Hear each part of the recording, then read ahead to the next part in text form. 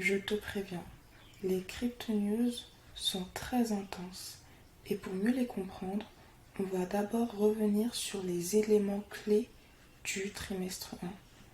Parce que là, le programme est colossal. Attends, je te partage mon écran. Comme ça, tu vas voir tout ça par toi-même. Donc, entre Elon Musk qui fait le gamin, Arbitrum qui a des agissements assez particuliers, le braco 1 million airdrop, t'inquiète, on va revenir sur ça, je pense que ça va t'intéresser. De là, ça, on va voir que la finance traditionnelle, elle est bullish sur la blockchain et les cryptos. Le Bitcoin écolo, là, quand tu vas voir comment on calcule le pouvoir d'achat, tu vas voir qu'en détenant du dollar, on est strictement en train de perdre de l'argent. C'est grave. Bon, tu vois, on va pas chômer, mais t'inquiète, on va le faire en plusieurs parties, donc pense à t'abonner pour ne pas rater les autres parties. Et puis mon ordinateur est en russe, tu le sais déjà, il y a TU Gigabyte là, mais avant de commencer, on va tirer ensemble au sort les 2 grands gagnants du NFT de la collection 1000 merci que j'ai créé pour remercier toutes les personnes qui donnent de la force en partageant des commentaires sous les vidéos. Surtout que là, je pense que le marché a tué 90% des gens, il n'y a que les guerriers qui restent. Donc, force à vous, force à nous. Merci pour la force. Donc, on le fait en 2 spi. Pick a winner. Félicitations à toi, premier gagnant. Deuxième gagnant. Félicitations à toi. Donc, vous pouvez me contacter par mail avec une adresse ERC20 pour que je puisse vous envoyer le NFT. Actuellement, il n'y a rien qui se passe. Mais t'inquiète pas que dans le futur, cet NFT t'apportera beaucoup de bénéfices parce que là, encore une fois, à Almaz Media, on construit sur le long terme et il y a de belles surprises qui arrivent.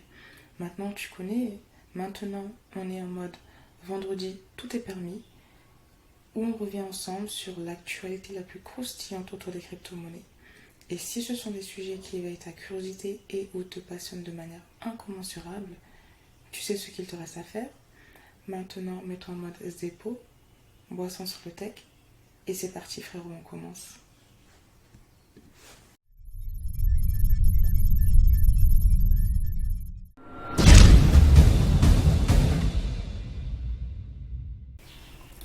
On commence avec un petit récap des éléments clés qui ont marqué le premier trimestre 2023.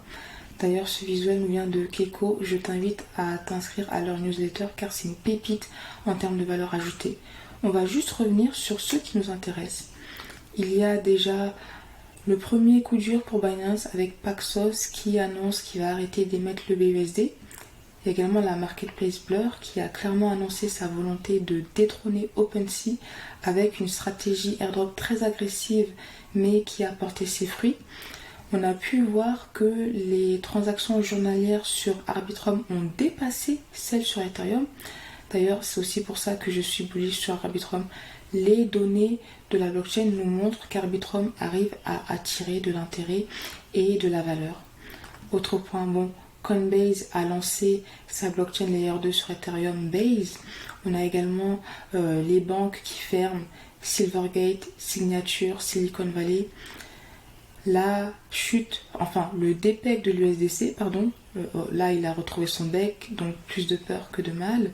Il y a également un deuxième gros coup dur pour Binance qui a remis en place les frais de trading. Arbitrum qui lance son airdrop.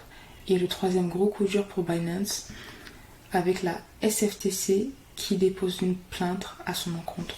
Maintenant, on commence avec une nouvelle un peu plus joyeuse. Elon Musk, c'est un gamin. Là, dans une discussion, il avait fait comprendre qu'il serait prêt à changer le logo de Twitter pour un Doge. C'est ce qu'il a fait pendant quelques jours. Il a remis le logo initial. Mais on va voir comment le Doge a réagi à cette action. C'est assez intéressant. Regarde, là on va sur le Doge.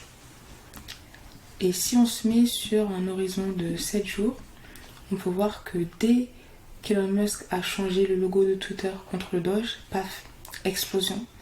Et après là il a changé, donc ça a baissé. Mais tu vois, le Dogecoin pour moi c'est un peu une crypto casino.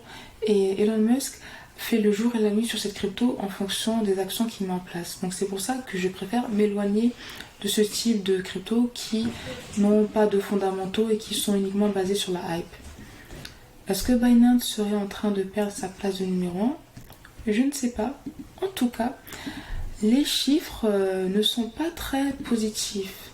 Car là, on a appris qu'au trimestre 1, Binance a perdu 16% de part de marché. Binance a même connu le plus gros retrait de stablecoin de son histoire. Et la plainte par la CFTC n'a pas arrangé les choses.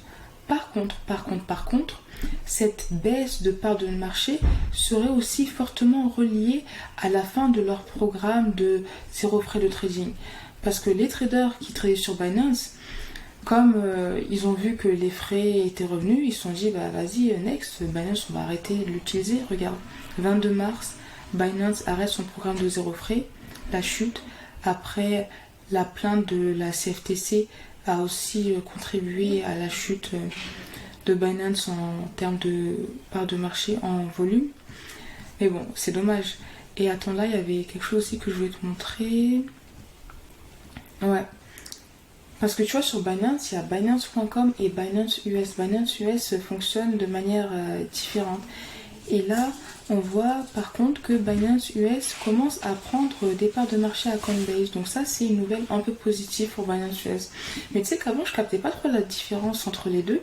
Enfin, je la comprenais, mais là, comme je suis en train de la vivre, je vois vraiment comment les deux sont séparés. Parce que par exemple, je vais te montrer en direct. Là, si je vais sur Binance.com, bon désolé, mon ordinateur est en russe. Là, je suis aux US. On me fait savoir que Binance.com n'est pas disponible dans ma région et je dois utiliser Binance US. En plus, c'est un compte différent, donc je ne peux même pas l'utiliser avec mes comptes de Binance.com. Bref, je ne sais pas pourquoi Binance fait ça, parce que les autres sex comme BitGet ou Bybit ne fonctionnent pas pareil. Mais bon, mystère Binance. Autre nouvelle assez quand même positive reliée à Binance, leur portefeuille décentralisé, Trust Wallet, a fait un partenariat avec MoonPay pour proposer une solution crypto to fiat. En fait, là, si tu utilises Trust Wallet, tu pourras acheter des cryptos par carte bleue directement sur Trust Wallet. Tu ne seras plus obligé de passer par un CEX et puis après faire un transfert vers ton portefeuille crypto. C'est une bonne avancée. Après, je tiens quand même à te rappeler que même si tu achètes des cryptos par carte sur un portefeuille décentralisé, comme ta carte est reliée à ton identité, on pourra aussi très facilement relier ce portefeuille décentralisé à ton identité, même si tu n'as pas fait de KYC. Je voulais juste préciser cela. Maintenant, on change d'univers et on passe dans l'écosystème gaming. Le Web3 Gaming, industrie aussi très très prometteuse. Je ne sais pas si tu es positionné, mais il y a le projet Ultra qui nous a annoncé une dinguerie. Ils ont enfin lancé leur marketplace qui va permettre aux gamers de revendre les outils ou les éléments qu'ils peuvent détenir dans un jeu. Donc c'est très intéressant, une belle avancée. On va voir comment la crypto a réagi face à cette nouvelle. Donc je vais sur US, si je le trouve. Ok, il est là. On va se mettre sur une semaine. On voit que la crypto a bien réagi. Et tu vois, si on fait la comparaison avec le Dogecoin, c'est ce que j'aime sur les cryptos qui ont des fondamentaux et qui ont un vrai projet. C'est que même si tu te positionnes sur le long terme et qu'il y a des fluctuations, si la team derrière continue de délivrer, quand elle partage un nouveau projet, une nouvelle milestone, ça se reflète très positivement dans le prix. Et tu vois, moi, c'est ce que j'ai envie de faire. Me positionner sur des projets qui ont une roadmap dans laquelle je crois, une équipe brillante qui est prête à se donner les moyens de ses ambitions et après les autres fondamentaux que tu connais. Parce que sur le long terme, ça peut s'avérer être très très prometteur. En plus, là, on s'inscrit dans un projet qui prône les valeurs du Web3, donc c'est d'autant plus pertinent. Donc moi, je suis plus team projet avec fondamentaux que Memcoin, mais après, chacun fait ce qu'il veut. Donc de manière générale, le Web3 Gaming est amené à exploser, j'en suis sûre. Le but est de déterminer quelles sont les pépites qui vont exploser. Ce qui est sûr aussi, c'est qu'actuellement, il y a des projets qui build en silence, qui vont nous faire des fois 10, fois 100, si ce n'est plus. À toi de les dénicher. Et là, on va voir quelques points à prendre en compte quand on veut genre les pépites du Web3 Gaming. Ce sont des tendances qui sont nécessaires pour que le Web3 Gaming puisse connaître une adoption massive. La première, c'est le gameplay. Quand tu joues à un jeu, est-ce que les visuels sont qualitatifs? Si oui, projet à creuser, sinon on laisse de côté. On ne perd pas de temps avec la médiocrité. Autre point, est-ce que l'onboarding se fait sans friction? Parce qu'il faut bien qu'on se mette d'accord. Le gaming est une très très grosse industrie. Mais le Web3, la crypto, c'est une niche. Et malheureusement, parmi toutes les personnes qui jouent aux jeux vidéo, il y en a une partie non négligeable qui a de fortes réticences à tout ce qui est relié au NFT Web3.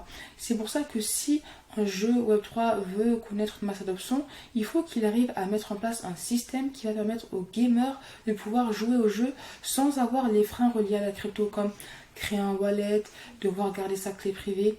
Et tous les jeux qui vont réussir à proposer justement un onboarding sans friction vont pour moi perdurer et s'inscrire dans la durée et potentiellement réserver des x10, x100 aux personnes qui auront investi dans le projet. Autre point extrêmement important à ne pas négliger, c'est l'économie du jeu.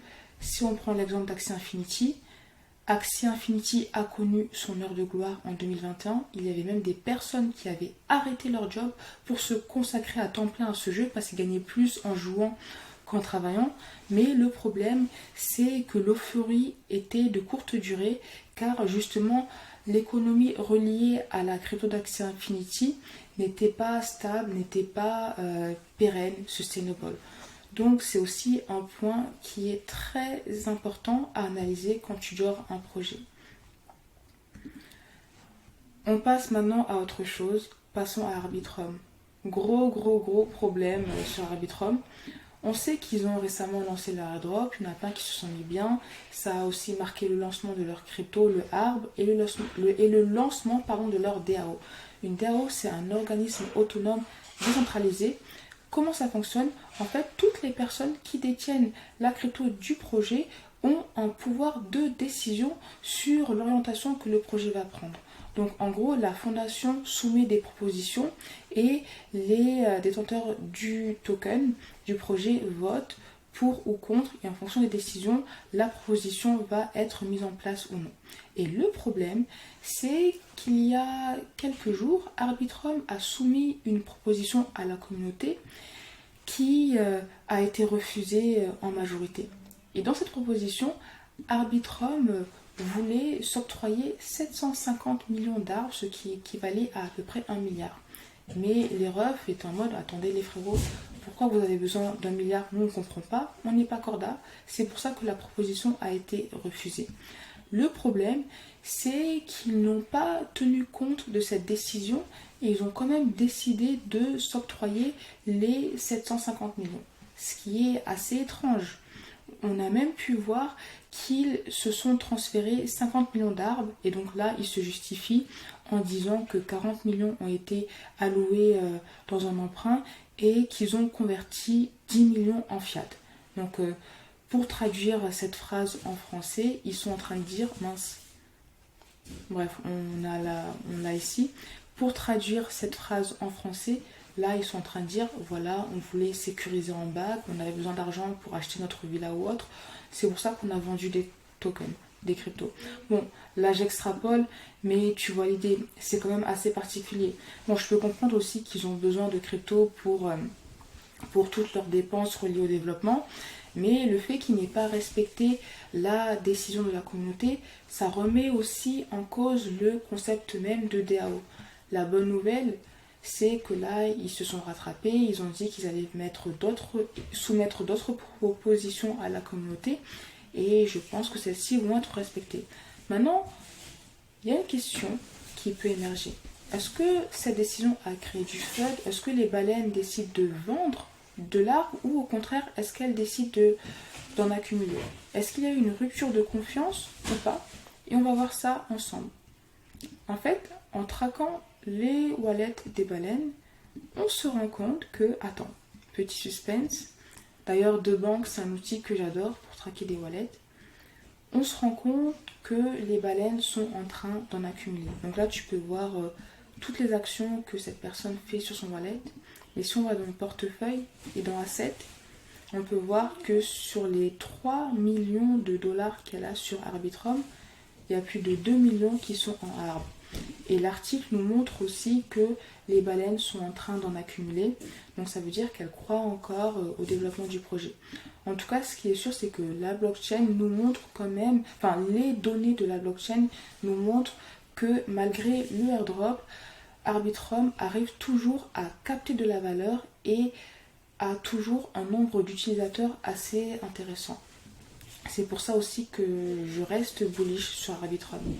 On passe maintenant à OpenSea et la guerre des marketplaces NFT.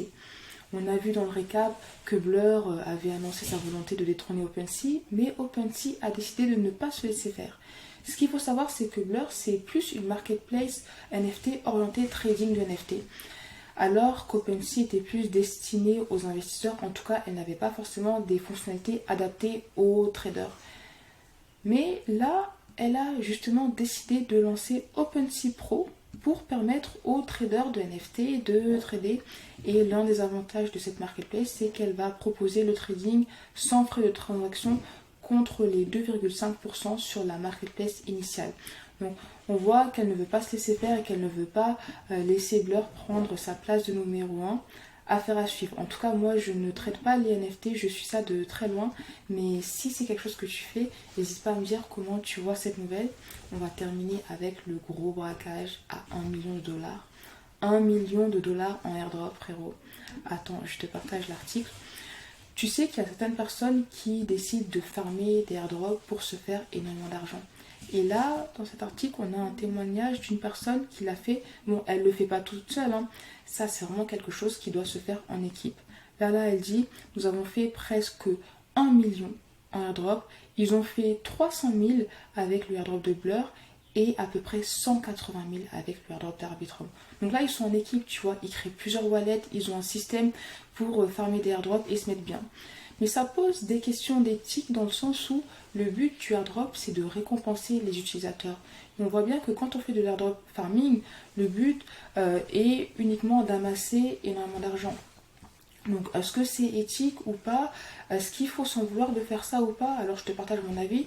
Je pense que il n'y a pas de honte à faire ce genre de choses parce que de l'autre côté, on voit qu'il y a les porteurs de projets qui essaient de nous la faire à l'envers en s'octroyant des cryptos alors que la communauté a décidé de voter contre. Et ce qu'il faut comprendre, c'est que même si on est là parce qu'on adore les fondamentaux que le Web3 prône, on adore toutes les opportunités qu'elle offre de par l'inclusion financière ou même la redistribution beaucoup plus équitable des richesses, il faut savoir qu'on reste dans le monde de la finance et que les êtres humains sont souvent attirés par l'appât du gain. Et que même si les fondamentaux sont beaux, il y aura toujours les dérives qui vont avec dans tous les sens. Et si on peut arriver à prendre notre part du gâteau, pourquoi pas? Donc en soi, si tu veux farmer plusieurs airdrops, pourquoi ne pas le faire en fait? Moi je vois aucun problème à ça. Et d'ailleurs dans le Club Alpha, je t'ai dit que là on charbonne et on va redoubler d'efforts sur l'airdrop. Là je viens de finir le live avec les rêves du Club Alpha, on était tous chauds. J'ai commencé à te partager des vidéos d'airdrop que j'ai réalisées, je vais continuer. Si tu veux nous rejoindre, le lien sera en description. Mais voilà, là, on charbonne sur l'airdrop, on cherche les crypto-pépites pour viser le x100 au prochain bullrun, si ce n'est plus. Parce que là, on va également essayer de chercher des cryptos potentiels x1000. Les cryptos, je les partage uniquement dans le Club Alpha parce que je sais que dans le Club Alpha, il n'y a pas de pleureuse et qu'on a tous conscience qu'on évolue dans un univers extrêmement risqué. C'est-à-dire qu'on peut gagner beaucoup, faire un x1000, mais on peut aussi perdre énormément. Donc c'est uniquement réservé, encore une fois, aux bonhommes, aux personnes qui ont les reins solides et le mental d'acier. Sinon, là, tu vois que le programme est très chargé, donc on va se retrouver dans la partie 2 pour la suite. Merci pour ton temps, je t'attends en commentaire. Et si ce n'est pas encore fait, pense à mettre un petit pouce j'aime et t'abonner à la chaîne pour donner de la force.